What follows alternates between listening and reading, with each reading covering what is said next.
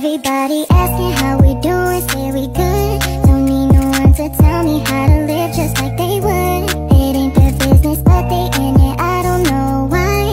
Revolved around my life after I found another. Di sini kita akan membahas tentang reproduksi wanita. Pertama-tama, apa sih sistem reproduksi pada wanita itu? Jadi, sistem reproduksi pada wanita itu adalah sistem biologis yang terdiri dari organ, jaringan yang digunakan untuk berkembang biak pada wanita. Nah, sistem reproduksi pada wanita ini dibagi menjadi beberapa bagian yang akan kita bahas tentang sistem reproduksi pada wanita ini, yaitu tentang genitalia. Genitalia dibagi menjadi dua. Yang pertama, genitalia eksternal, dan yang kedua genitalia internal.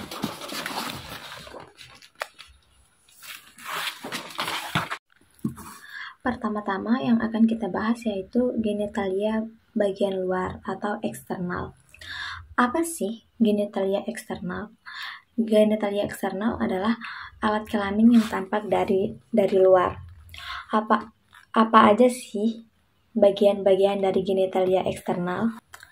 Bagian-bagian dari genitalia eksternal. Yang pertama di sini ada mons pubis, lalu klitoris, selanjutnya uretra, setelah itu ada labia mayor atau bagian luar, lalu labia minor bagian dalam. Selanjutnya ada vagina, premium, dan di sini ada anus. Di genitalia eksternal ini juga terdapat ada dua kelenjar.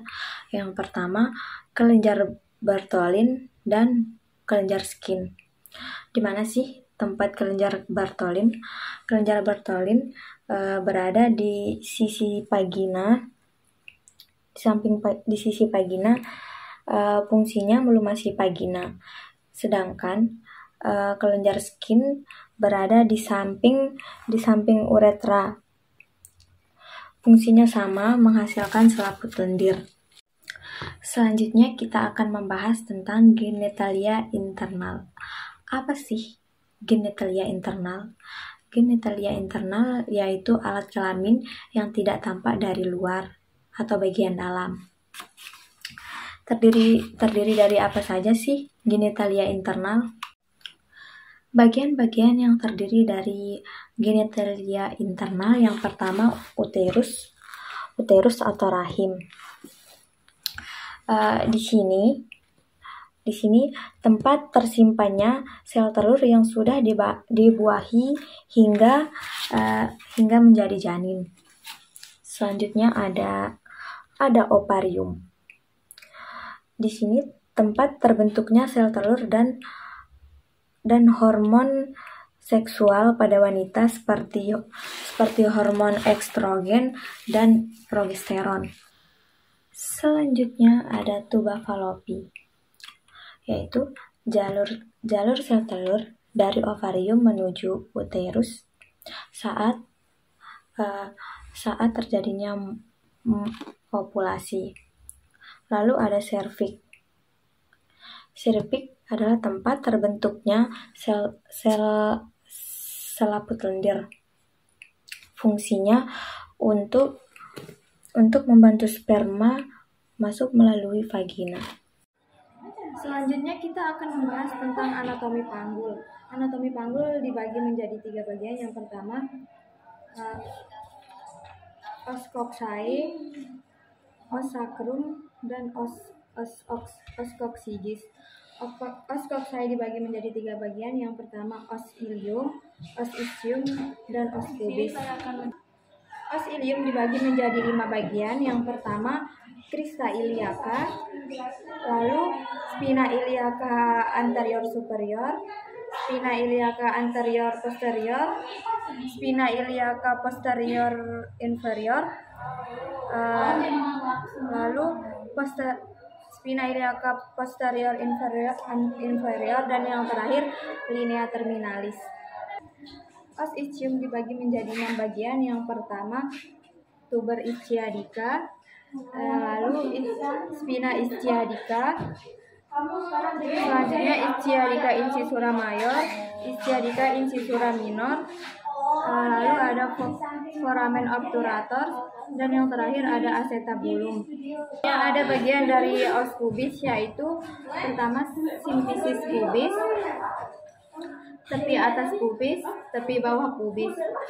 Lalu ada ramus inferior pubis, ramus inferior pubis, dan yang berbentuk segitiga yaitu arcus pubis. Selanjutnya bagian dari os sacrum.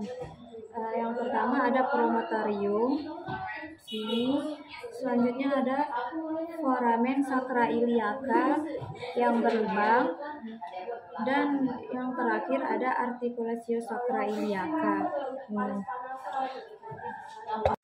Selanjutnya ada os coccygeus. Os coccygeus terdiri dari 3 atau 4 ruas tulang dan akan fleksibel memanjang 1-2 cm. Selanjutnya kita akan membahas tentang otot bagian luar yang terdiri dari musculus sphincter ani externum, lalu musculus bulbus cavernosus yang melingkari vagina, ada juga musculus perineum transversus superficialis. Ada otot yang melingkari vagina bagian tengah dan bagian anus. Pertama ada musculus iliacoccygeus, selanjutnya musculus ischia-coccygeus, yang ketiga musculus perineum transversus profundus, dan yang terakhir musculus coccygeus. Selanjutnya kita akan membahas tentang bentuk-bentuk panggul. Ini. Yang pertama, bentuk panggul ginocoid, yang kedua android, yang ketiga anthropoid, dan yang keempat platypeloid. Jadi, yang pertama akan kita bahas yaitu panggul ginocoid. Panggul inilah yang banyak ditemukan. Hampir 40% wanita yang mempunyai panggul seperti ini. Panggul ginocoid, spina ischiadiacanya itu berbentuk tumpul, lalu tidak menonjol, dan arcus pubisnya membulat atau melingkar. Selanjutnya kita akan membahas tentang panggul android. Panggul android ini hampir mirip dengan hati, tetapi sakrumnya cenderung mendatar, tidak melengkung, tetapi spina ischiadicanya lebih menonjol. Panggul seperti ini kalau di wanita akan mengalami sulit untuk melahirkan. Selanjutnya atau yang ketiga yang akan kita bahas yaitu panggul anthropoid. Panggul ini hampir mirip atau hampir sama dengan segitiga. Diameter transversal terbesarnya berada di posterior terdekat sacrum. Spina ischiadicanya tidak menonjol. Panggul ini banyak ditemukan pada laki-laki. Dan yang terakhir yang akan kita bahas yaitu bentuk panggul platypeloid. Bentuk panggul ini hampir mirip sama opal, dan bentuk sakrumnya mendatar. Panggul ini sangat jarang ditemukan baik di pria maupun di wanita. Selanjutnya kita akan membahas tentang bentuk panggul bagian luar. Apa sih fungsi pemeriksaan bentuk panggul bagian luar? Yaitu untuk mengetahui atau menilai keadaan panggul bagian luar, apakah ada kelainan atau kenapa memperhambat jalannya waktu pas lahir. Yang pertama akan kita bahas tentang distansia spinarum, yaitu pemeriksaan pada spina iliaca superior inferior. Jarak normalnya itu 23 sampai 36 cm. Selanjutnya ada distansia cristarum.